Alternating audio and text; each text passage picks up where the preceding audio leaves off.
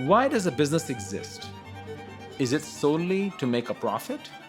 Or should employees, communities, and the environment benefit too? My name is Dr. Ranjay Gulati. I'm a professor at the Harvard Business School and have spent the last several years teaching and researching purpose-driven management in hopes of revolutionizing the role of business in society. I am on a mission to speak with today's business leaders who are working to implement real change and pursue true purpose.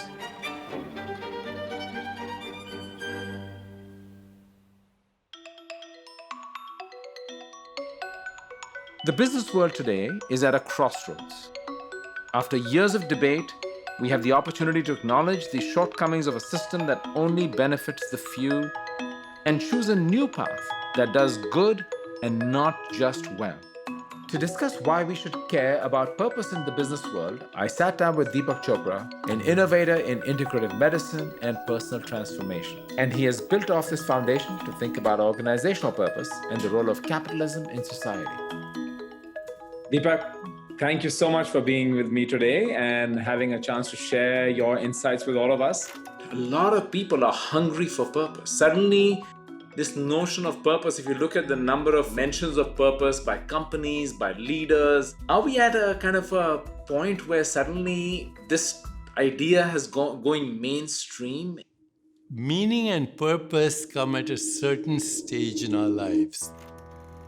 When people start questioning, am I fulfilled? Am I happy? Am I finding meaning and purpose in my existence? Am I serving a higher calling? What am I grateful for? Then purpose unfolds. And as purpose unfolds, fulfillment unfolds.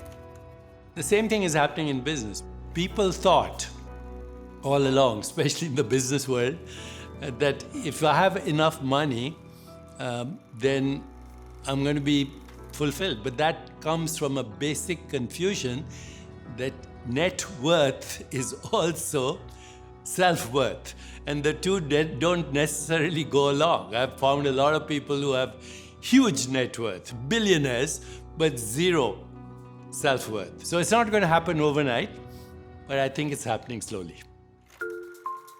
So in 1886, there was a famous Santa Clara decision by the US Supreme Court, which declared that corporations to be treated as a person for certain legal purposes.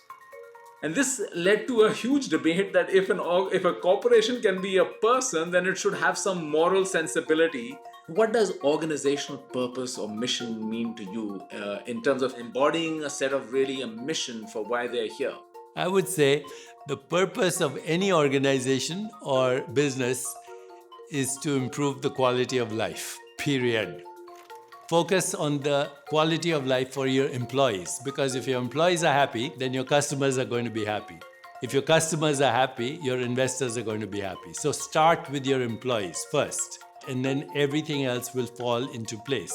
How can we think about, because capitalism is at a crossroads, many people are talking about this, that business has a role to play in the future of humankind. What do we need to think about changing in this system? I think all systems that have been created by economists actually are idealistic. Capitalism is a very unbelievably idealistic system. So is socialism, so is communism.